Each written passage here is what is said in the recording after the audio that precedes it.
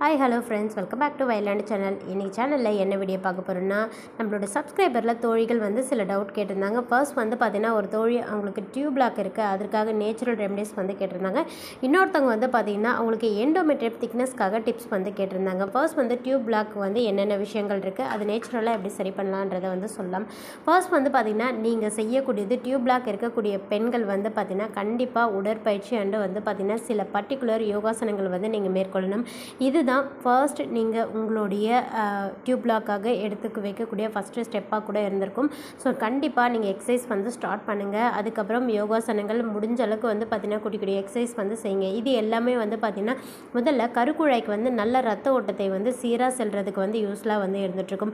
ஏன்னா சில பெண்களுக்கு பார்த்திங்கன்னா பிளாக்ஸ் ஆனது ரொம்ப ரொம்ப ஹெவியாக இல்லாமல் லைட்டாக தான் இருந்துகிட்ருக்கும். அப்படிப்பட்ட பெண்கள் நீங்கள் நேச்சுரலாக சில உணவுகள் மற்றும் பார்த்திங்கன்னா சில விஷயங்கள் நீங்கள் செய்யும்பொழுது இந்த மாதிரி உடற்பயிற்சி எல்லாம் செய்யும்போது நேச்சுரலாகவே பார்த்திங்கன்னா அந்த டியூப்ஸ் எல்லாமே உங்களுக்கு கிளியர் ஆகிறதுக்கு ரொம்ப ரொம்ப யூஸ்ஃபுல்லாக இருந்துகிட்ருக்கும். ஸோ அதனால் கண்டிப்பாக வாக்கிங்கை ஸ்டார்ட் பண்ணுங்கள்.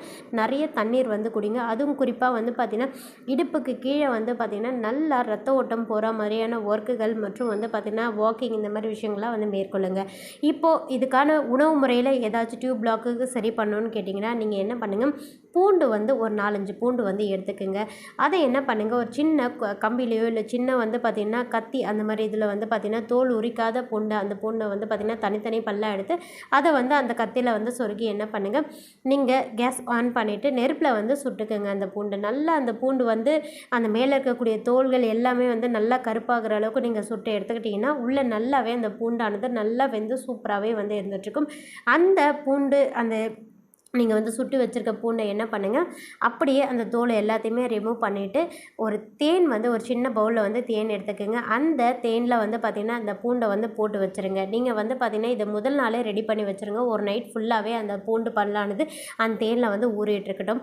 அடுத்த நாள் காலையில் என்ன பண்ணுங்கள், வழக்கமாக உங்களுடைய வேலைகள் எல்லாத்தையுமே முடிச்சுட்டு நீங்கள் எப்போ நீங்கள் மார்னிங் சப்போஸ் பிரேக்ஃபாஸ்ட் நீங்கள் எடுக்கிற மாதிரி இருந்ததுன்னா பிரேக்ஃபாஸ்ட் எடுத்துகிட்டு கூட பார்த்திங்கன்னா இந்த தேனில் ஊற வச்சுருக்கக்கூடிய இந்த பூண்டை பார்த்திங்கன்னா நீங்கள் எடுத்துக்கோங்க. உங்களுக்கு ரொம்ப ரொம்ப யூஸ்ஃபுல்லாகவே உங்களுடைய டியூப் பிளாக்ஸ் எல்லாமே கிளியர் ஆகிறதுக்கு ரொம்ப ரொம்ப அதிகமாக இந்த ஒரு ரெமடிஸ் ட்ரை பண்ணி பாருங்கள். யூஸ்ஃபுல்லாகவே இருக்கும். அடுத்த விஷயம் இன்னொன்று என்னென்னு கேட்டிங்கன்னா, நவதானியங்கள் நீங்கள் எடுத்துக்கோங்க. நவதானியத்தை பார்த்திங்கன்னா நார்மலாக நீங்கள் அப்படியே நீங்கள் வச்சு எடுக்காமல் அதை பார்த்திங்கன்னா முளைக்கட்டின நவதானியங்களாக எடுத்துக்கோங்க. என்னென்ன தானியங்கள் நீங்கள் சேர்க்கணும்னு கேட்டிங்கன்னா, கொண்டக்கடலை, வெள்ளை கொண்டக்கடலை, கருப்பு கொண்டக்கடலை எடுத்துக்கோங்க. அதுக்கப்புறம் பார்த்திங்கன்னா காராமணி, அதுக்கப்புறம் பச்சை பயிறு, அதுக்கப்புறம் கம்பு, அதுக்கப்புறம் பார்த்திங்கன்னா திணை எடுத்துக்கோங்க. இது எல்லாமே பார்த்திங்கன்னா முடிஞ்ச அளவுக்கு இந்த நவதானியங்களில் எது உங்களால் மேக்ஸிமம் உங்களால் ரெடி பண்ணி அதை சாப்பிட முளைக்கட்ட வச்சு நீங்கள் சாப்பிட முடியுமோ அதை மாதிரி நீங்கள் பார்த்திங்கன்னா முளைக்கட்டிய தானியங்கள் நீங்கள் எடுத்துக்கிறதும் ரொம்ப ரொம்ப உபயோகமாக கிட்டத்தட்ட பார்த்திங்கன்னா இது எனக்கு ரொம்ப ரொம்ப யூஸ்ஃபுல்லாகவே உங்களுக்கு நல்ல ஒரு ரிசல்ட் சீக்கிரமாக தர்றதுக்கு டியூப் பிளாக்குக்கு கண்டிப்பாக இந்த நவதானியம் நம்பர் 1ன்னு கூட நான் சொல்லுவேன். ஸோ அந்தளவுக்கு உங்களுக்கு சூப்பர் ரிசல்ட் தரும். முடிஞ்ச அளவுக்கு என்னென்ன தானியங்களை நீங்கள் ரெடி பண்ணி ஊற வச்சு அதை முளைக்கட்டி நீங்கள் எடுத்துக்க முடியுமோ அந்த தானியங்களை நீங்கள் சாப்பிடுங்க. அவ்வளோக்கு அவ்வளோ ரத்த ஓட்டத்தை, அதாவது கருக்குழாய் அடைப்பை பார்த்திங்கன்னா உங்களுக்கு சரி செஞ்சு நல்ல சீரான ரத்த ஓட்டத்தை கொண்டு போகிறதுக்கு மற்றும் கருப்பைக்கு பார்த்திங்கன்னா நல்ல ஒரு ஊட்டத்தை கொடுக்கறதுக்கு நிச்சயமாக இது சூப்பராகவே உங்களுக்கு பலன் தரும். அடுத்தது இரண்டாவது தோழி கேட்டது பார்த்திங்கன்னா அவங்களுக்கு எண்டோமெட்ரியம் திக்னஸ் பிரச்சனை இருந்துகிட்ருக்கு அப்படின்ற மாதிரி சொல்லியிருந்தாங்க. அதை பார்த்திங்கன்னா நேச்சுரலாகவே அதிகரிக்கிறதுக்கு நீங்கள் என்ன பண்ணுங்கள், உங்களுடைய நீங்கள் எடுத்துக்கொள்ளக்கூடிய உணவில் பார்த்திங்கன்னா மஞ்சள் எந்தெந்த விதத்தில் சேர்த்து எடுத்துக்க முடியுமோ அவ்வளோ மஞ்சளை நீங்கள் பார்த்திங்கன்னா சேர்த்து எடுத்துக்கோங்க. சாதங்களில் மீன்ஸ் குழம்பு வகையில் அதிகப்படியான மஞ்சள் எடுத்துக்கோங்க. வேறு எந்தெந்த விதத்திலலாம் மஞ்சளை நீங்கள் அதிகப்படியாக சேர்த்துக்க முடியுமோ அந்த விதத்தில் மஞ்சள் சேர்த்துக்குங்க. மஞ்சள் நீங்கள் அதிகமாக சேர்க்க பார்த்திங்கன்னா எண்டோமெட்ரியம் திக்னஸோட லெவல் ஆட்டோமேட்டிக்காக உங்களுக்கு அது உங்களுக்கு இன்க்ரீஸ் ஆகும். அதுவும் குறிப்பிட்டு பார்த்திங்கன்னா எண்டோமெட்ரியம் திக்னஸ் ஓவலேஷனுக்கு அப்புறம் தான் அது சரியான விதத்தில் இருக்கணும். அப்போ தான் பார்த்திங்கன்னா கருமுட்டை அந்த பார்த்திங்கன்னா நல்ல அந்த எண்டோமெட்ரியம் சுவற்று வழியாக பார்த்திங்கன்னா கருக்குழாய் அதாவது பார்த்திங்கன்னா கருப்பை சுவரை அடையிறதுக்கு ரொம்ப ரொம்ப யூஸ்ஃபுல்லாக இருந்துகிட்ருக்கும். ஸோ அதனால் நீங்கள் அந்த டைமில் மஞ்சள் அதிகமாக சேர்த்து நீங்கள் எடுத்துக்கோங்க. இரண்டாவது உணவுன்னு பார்த்திங்கன்னா கீரை வகையில் இந்த ஒரு கீரையும் எண்டோமெட்ரியம் உங்களுக்கு திக்னஸ் அதிகப்படுத்துறதுக்கு யூஸ்ஃபுல்லாகவே இருந்துகிட்ருக்கும். என்ன கீரை வகைனா பசலைக்கீரை வகை. இந்த பசலைக்கீரையை வந்து நீங்கள் எந்த அளவுக்கு நீங்கள் வந்து எடுத்துக்கிறீங்களோ அவ்வளோக்கு அவ்வளோ உங்களுக்கு வந்து பார்த்திங்கன்னா எண்டோமெட்ரியம் திக்னஸ் வந்து உங்களுக்கு அதிகரிக்கும். நேச்சுரலான முறையிலே குறிப்பிட்டு உங்களுடைய ஓவலேஷன் அந்த டைமில் வந்து எடுத்துக்கிறதுன்றது ரொம்ப ரொம்ப பெஸ்ட்டு உங்களுக்கு.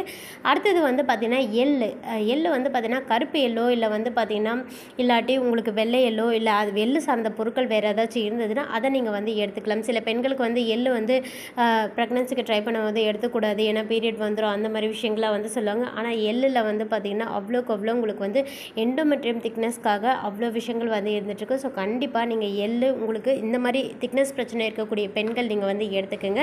இதை தவிர்த்து வந்து பார்த்திங்கன்னா நீங்கள் அதிகமாக நான் ஃபஸ்ட்டு உங்களுக்கு வந்து கருக்குழாய் அடைப்புக்கும் சொன்னது தான், இதுக்குமே வந்து எண்டோமெட்ரியஸ்க்கு எல்லாத்துக்குமே சொல்கிறது தான். வாக்கிங் வந்து ஸ்டார்ட் பண்ணுங்கள். உங்களோட உணவு முறையை வந்து முடிஞ்ச அளவுக்கு இயற்கை முறையிலே இந்த ஃபாஸ்ட் ஃபுட்டு அந்த மாதிரி ஐட்டங்கள்ஸ்லாம் இல்லாமல் நீங்கள் நேச்சுரலான நல்ல உணவுகளை வந்து எடுத்துக்கோங்க. ஹெல்த்தை நீங்கள் கொஞ்சம் கரெக்டாக மெயின்டைன் பண்ணிங்கனாலே போதும். நிச்சயமாக உங்களுக்கு வந்து திக்னஸ் ப்ராப்ளமாக இருக்கட்டும் இல்லை டியூப் பிளாக் ப்ராப்ளமாக இருக்கட்டும் எல்லாமே உங்களுக்கு வந்து ஈஸியாகவே வந்து சரியாகும். அடுத்தது வந்து பார்த்திங்கன்னா குறிப்பிட்ட பழ வகைகளை இந்த அத்தி பழத்தை நீங்கள் வந்து கண்டிப்பாக எண்டோமெட்ரியம் திக்னஸ் அதிகரிக்கணும்னு நினைக்கிற பெண்கள் வந்து பார்த்திங்கன்னா நீங்கள் எடுத்துக்கணும். என்னென்னு கேட்டிங்கன்னா இந்த அத்திப்பழம் வந்து நம்ம பர்டிகுலராக எடுத்துக்கும் போது அது வந்து எண்டோமெட்ரியம் அந்த தடிமனுக்கு வந்து நல்ல அவங்களுக்கு வந்து பார்த்திங்கன்னா ரத்த ஓட்டத்தை கொடுத்து சரியான லெவலில் வந்து உங்களுக்கு வைக்கிறதுக்கும், அதாவது ஒரு குழந்தைக்கு வந்து பார்த்திங்கன்னா தயார்படுத்துறதுக்கான லெவலில் வந்து இருக்கிறதுக்கும் நிச்சயமாக அத்திப்பழம் வந்து ரொம்ப ரொம்ப யூஸ்ஃபுல்லாக இருந்துகிட்ருக்கும். ஸோ கண்டிப்பாக அத்திப்பழத்தை வந்து எடுத்துக்கோங்க. அத்திப்பழம் வந்து நீங்கள் எந்த டைமில் எடுத்துக்கிட்டால் உங்களுக்கு ரொம்ப ரொம்ப பெஸ்ட்டாக உங்களுக்கு சீக்கிரமாக ரிசல்ட் கிடைக்கும்னு கேட்டிங்கன்னா, நீங்கள் குறிப்பிட்டு வந்து பார்த்திங்கன்னா அத்திப்பழத்தை நீங்கள் மார்னிங் உங்களோட பிரேக்ஃபாஸ்ட் முடிச்சுட்டு மதியானம் லஞ்சுக்கு டைம் இருக்கும் இல்லைங்களா, அந்த மிடில் டைமில் நீங்கள் வந்து எடுத்துக்கோங்க.